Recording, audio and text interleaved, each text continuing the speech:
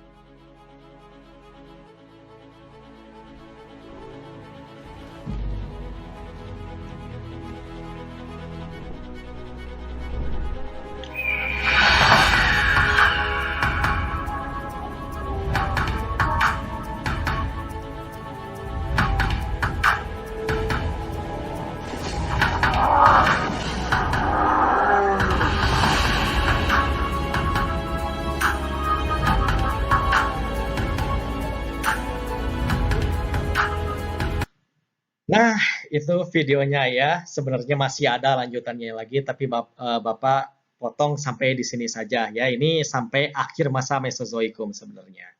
Bapak akan jelaskan dari awal video tersebut ya. Nah, dari awal video tadi kalian bisa lihat kurang lebih tertulis di sana 13,8 miliar tahun yang lalu, yaitu sangat banyak sekali ya, sangat jauh sekali jangka waktunya. Itu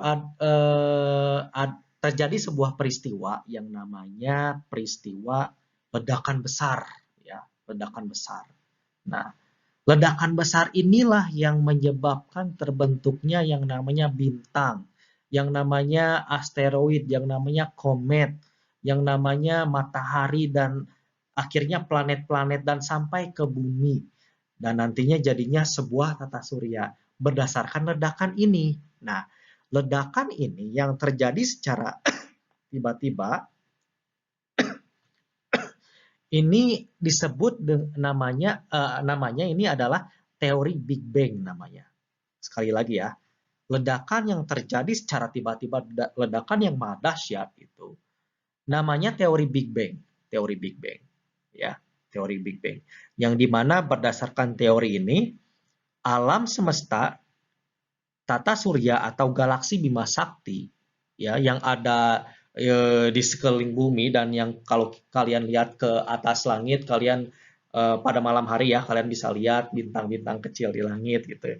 Nah, itu yang namanya alam surya ya. Itu terbentuk karena ledakan tadi ya, ledakan dahsyat tadi ya yang menghasilkan apa? Berbagai macam elemen-elemen, berbagai macam batu dan juga berbagai macam gas-gas, zat-zat tertentu yang pada akhirnya dapat memberikan kehidupan kepada planet bumi, ya, planet bumi. Nah, itu namanya teori Big Bang, ya, ledakan itu. Nah, pertanyaannya ini, apa apa yang menyebabkan ledakan tersebut terjadi? Nah, ini sebenarnya pasti ada penyebabnya ya, ledakan ledakan tersebut kan sebelumnya sebelum ada ledakan itu sebenarnya tuh eh, dunia ini bukan dunia ya, realitas ini, alam semesta ini tertutupi dengan kegelapan ya, ini asumsinya seperti itu. Dan terjadilah sebuah ledakan yang dimana memberikan kehidupan ke berbagai macam planet dan juga bumi gitu. Maaf, melahirkan planet dan juga memberikan kehidupan ke bumi. Nah, apa yang menyebabkan ledakan tersebut?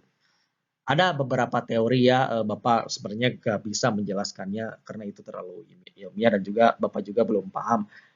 Akan tetapi sebelum terjadinya Big Bang, sebelum terjadinya ledakan tersebut itu ada apa gitu dan pertanyaannya kok bisa sih terjadinya ledakan tersebut?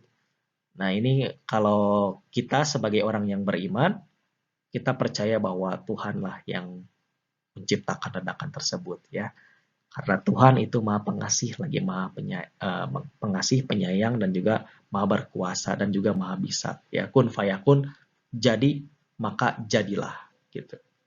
Nah, kemudian setelah terjadi ledakan, setelah bumi terbentuk oleh tabrakan batu-batu planet-planet, akhirnya membentuk sebuah bola besar ya yang nantinya akan jadi bumi tapi belum jadi bumi karena apa? Bola besar tersebut itu nggak ada apa-apanya selain hawa panas. Nah, ini terjadi kurang lebih 4 miliar tahun yang lalu perkiraan ini ya, 4 miliar tahun yang lalu. Nah, ya nggak ada apa-apa. Dan disinilah masa Arkeozoikum itu ya, Arkeozoikum itu atau Azoikum itu, yang dimana masa yang bumi itu hanya terdiri dengan terdiri dari gas dan juga lava-lava dan magma-magma. Gak ada apa-apanya, sangat panas. Nah, maka oleh karena itu kehidupan gak akan mungkin, impossible kalau nggak ada yang namanya kehidupan itu. Nah, kok bisa sih pertanyaannya ada yang namanya pohon terbentuknya apa gunung. dan juga kehidupan-kehidupan. Kalau seandainya bumi itu tertutupi dengan lava yang sangat panas, hawa suhu yang sangat panas beratus-ratus ribu Celcius. Pertanyaannya, maaf jawabannya adalah air. Ya, makanya kalian sering dengar air adalah sumber dari kehidupan. Itu memang benar ya. Air itu sumber dari kehidupan dan faktanya 70% dari bumi ini saat ini ya ditutupi oleh samudra air, 70% itu. Nah, dari mana asal usulnya air? Nah, ini sebenarnya teori, balik lagi teori juga ya. Nah, kalau kalian lihat dari video tersebut ya, boleh di-rewind ya, biar lebih paham lagi. Terdapat sebuah komet yang jatuh menghantam bumi dan diduga berdasarkan teori tersebut, komet itu ternyata memiliki unsur yang yang namanya oksigen dan juga unsur-unsur zat kimia yang lainnya yang memungkinkan munculnya air. Nah, ketika komet menghantam bumi, akhirnya apa? Air mulai bermunculan, gas-gas mulai bermunculan. Nah, dan disitulah beribu-ribu tahun kemudian ketika air bermunculan, lambat laun berasal dari air tersebut muncul yang namanya ini mikroorganisme ya, makhluk kecil ya seperti bakteri dan juga amfibi, sel-sel kecil itu mulai bermunculan ya, dan sel-sel itu nantinya mulai membentuk sebuah makhluk-makhluk primata yang hidupnya di air itu, hidupnya di air ya. Nah, disinilah masuk ke masa Paleozoikum. Kurang lebih terjadi 500 juta atau 350 juta tahun yang lalu, masa Paleozoikum, masa di awal kehidupan. Jadi sel-sel hanya sel-sel. Nah, kemudian beratus-ratus ribu tahun kemudian sel-sel ini mulai beradaptasi ya, mulai berevolusi. Nah, ketika sel itu berevolusi pada waktu yang sama, bumi juga ikutan berevolusi. Terbentuklah berupa benua-benua, tapi belum ada benuanya belum seperti sekarang, belum seperti benua bumi sekarang, belum ada benua Amerika, Eropa, Asia, enggak, pokoknya masih bersatu benua itu. Nah, terbentuklah yang namanya itu rumput-rumput, gunung-gunung ya, karena seiring perputaran bumi terjadinya evolusi ya, makhluk juga primata juga berevolusi. Nah, nantinya makhluk air yang ada di air mendarat ke daratan, nantinya makhluk primata tersebut ketika di darat berevolusi lagi.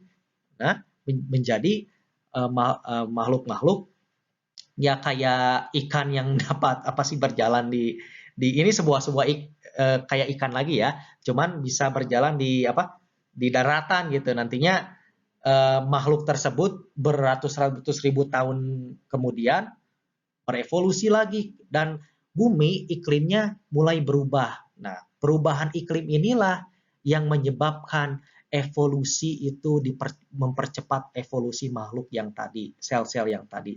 Dan akhirnya muncullah yang namanya itu dinosaurus. Ya, wah banyak dinosaurus pokoknya kayak T-Rex ya, kayak Brontosaurus, Velociraptor dan lain-lain.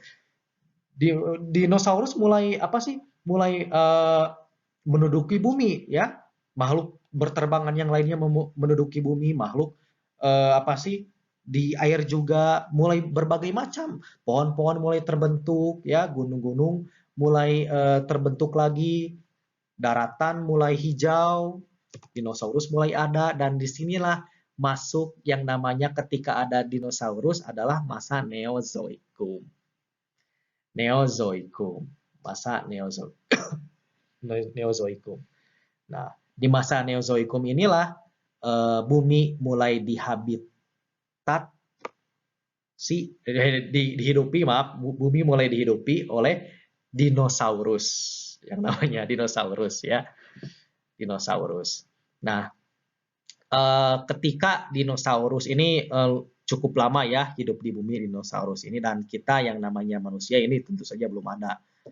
Nah, pada suatu saat ketika dinosaurus sedang hidup dengan damai ya, T-Rex sedang memakan mangsanya, dinosaurus yang lain sedang makan rumput, dan pokoknya ada dinosaurus yang terbang sedang ya ngapain lah, sedang beraktivitas sebenarnya.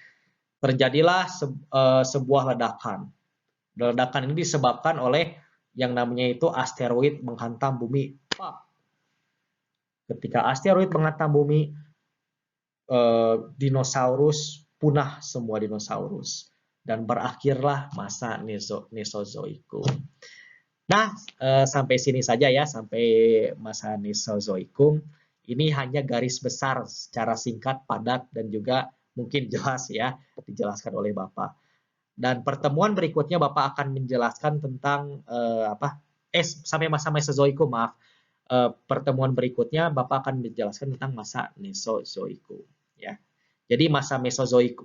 Jadi masa dinosaurus itu masa Mesozoikum, Bapak lupa, sering ketuker ini.